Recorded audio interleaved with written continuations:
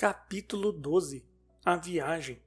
Mal recomeçara Luiz Alves a leitura dos autos, entrou no gabinete o criado apresentando-lhe um bilhete de visita. Que entre, disse o advogado lendo o nome do sobrinho da baronesa, e logo se ouviu no corredor o passo medido e lento do mancebo, que daí a nada assomava à porta do gabinete, fazendo uma cortesia, sisuda, mas graciosa. Venho incomodá-lo, doutor? Perguntou Jorge. Pelo amor de Deus! Exclamou o advogado, erguendo-se e indo buscá-lo à porta. Não me incomodaria em caso nenhum. Agora, sobretudo, que a leitura de uns papéis me fatigou sobremaneira, a maior fortuna que eu poderia desejar é a presença de um homem de espírito.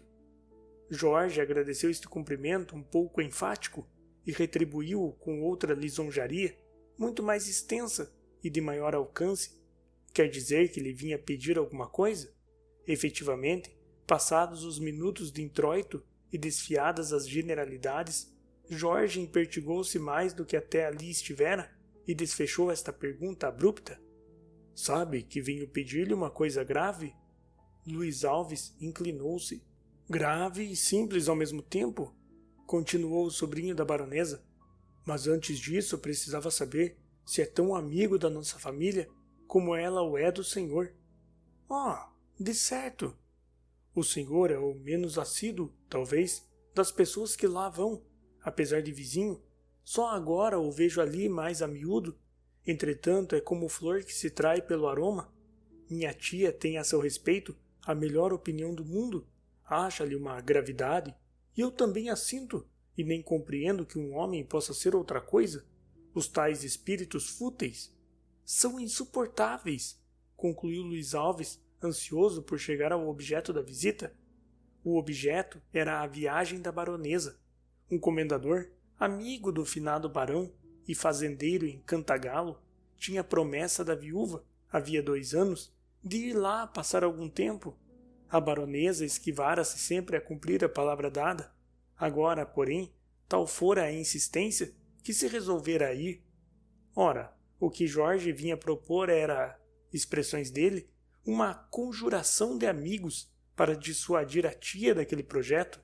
Afiançava ao advogado que, ainda descoberta a conjuração, teria ele a vida sã e salva.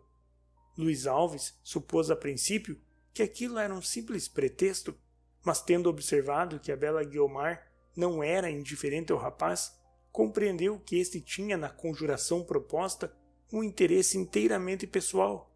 Enfim, Jorge chegou a confessar que, se a tia insistisse em sair da corte, ele não tinha remédio senão acompanhá-la. O acordo não foi difícil. Ficou assentado que fariam todos os esforços para dissuadir a baronesa. Jorge quis sair logo. Reteve-o Luiz Alves algum tempo mais, com expressões de louvor habilmente tecidas e mais habilmente encastoadas na conversação, e também deixando-se ir à afeição do espírito dele, aceitando-lhe as ideias e os preconceitos e aplaudindo-os discretamente. Sério, quando eles o eram, ou pareciam ser, chocarreiro, quando vinham com ar de graça, respondendo enfim a todos os gestos e meneios do outro, como faz o espelho por ofício e obrigação. Toda a arte, em suma, de tratar os homens, de os atrair e de os namorar, que ele aprendera cedo e que lhe devia aproveitar mais tarde na vida pública. De noite foi Luiz Alves à casa da baronesa, onde poucas pessoas havia, todas de intimidade. A dona da casa, sentada na poltrona do costume, tinha ao pé de si uma senhora da mesma idade que ela, igualmente viúva, e defronte às suíças brancas e aposentadas de um ex-funcionário público, num sofá, viam-se a senhora Oswald e Jorge a conversarem em voz, ora muito baixa, ora um pouco mais elevada. Adiante, 2 moços contavam a 2 senhoras o enredo da última peça do ginásio. Mais longe, uma moça da vizinhança gabava à outra a tesoura de Mademoiselle Bragaldi, que pedia messas, dizia ela, ao pincel do cenógrafo, seu marido. Enfim, junto a uma das janelas, via-se uma mocinha, viva e bonita, a dizer 1000 ninharias graciosas a outra pessoa, que era nada menos que a nossa conhecida Guiomar. A conversa, assim dividida, tornava-se às vezes geral, para recair logo no particularismo anterior. Os grupos modificavam-se também, de quando em quando, do mesmo modo que o assunto, e assim se iam matando agradavelmente as horas, que não resistiam, coitadas, nem apressavam o passo um minuto sequer.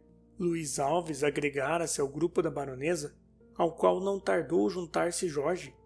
O advogado teve a discrição de esperar que o assunto viesse de si, se viesse, ou de o introduzir na conversa, quando lhe parecesse de feição. Mas Jorge, que estava impaciente, arrastou o assunto ao debate. Luiz Alves mostrou-se fiel à palavra dada, declarou amavelmente que se opunha à viagem, como vizinho e amigo, que reclamaria em último caso o auxílio de força pública, que era um erro e um crime deixar aquela casa viúva da benevolência e da graça e do gosto e de todas as mais qualidades excelentes que ali iam achar os felizes que a frequentavam, que, enfim, o mal era tamanho que não deixaria de ser pecado, posto não viesse apontado nos catecismos, e como pecado seria de força punido com amargas penas no outro século, pelo que, e o mais dos autos, era a sua decisão que a baronesa devia ficar. Todas estas razões foram ditas, como deviam de ser, de um modo galante e folgazão, a que a baronesa respondia igualmente e que não daria nada mais de si, se Luiz Alves, mudando de estilo, não fosse pôr o assunto em diferente terreno. Digamos a verdade, senhora baronesa, a viagem há de ser-lhe imensamente incômoda, se for só isso. Suas forças não são de certo iguais às de seus primeiros anos, sua saúde é melindrosa e não poderá sofrer tanta fadiga. Confesso que falo em nome de certo interesse pessoal de amigo e de vizinho, mas a principal razão não é essa. Se houvesse um motivo urgente, bem, mas tratando-se apenas de uma promessa feita há tanto tempo, seria crueldade da minha parte não insistir que ficasse. A baronesa defendia-se, e Luiz Alves não tardou em reconhecer de si para si que ela não se defendia com o vigor de uma resolução original e própria. A conversa, entretanto, tornara-se mais geral. De todos os lados partiam votos de oposição. Guiomar havia já alguns minutos que não atendia à interlocutora. Tinha o ouvido afiado e assestado sobre o grupo da madrinha. Ninguém a observava, mas é privilégio do romancista e do leitor ver no rosto de uma personagem aquilo que as outras não veem ou não podem ver. No rosto de Guiomar podemos nós ler não só o tédio que lhe causava aquela opinião unânime contra o projeto da baronesa, mas ainda a expressão de um gênio imperioso e voluntário. Estamos de acordo, creio eu? Perguntou Luiz Alves, olhando alternadamente para a baronesa e as outras pessoas.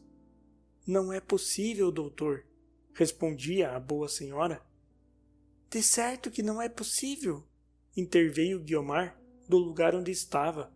A viagem não oferece risco, nem minha madrinha está inválida. Demais, é uma promessa feita, não se pode deixar de cumprir. Esta opinião, dita em tom seco e firme, ainda que a voz nada perdesse do seu natural aveludado, equivaleu a um pouco de água fria lançada na fervura triunfante dos ânimos. Guiomar tem razão, disse a baronesa. Já agora é preciso ir. São apenas 3 ou 4 meses. Luiz Alves olhou longamente para Guiomar, como a procurar ver-lhe no rosto todas as antecedências da resolução da baronesa. A oposição afrouxara.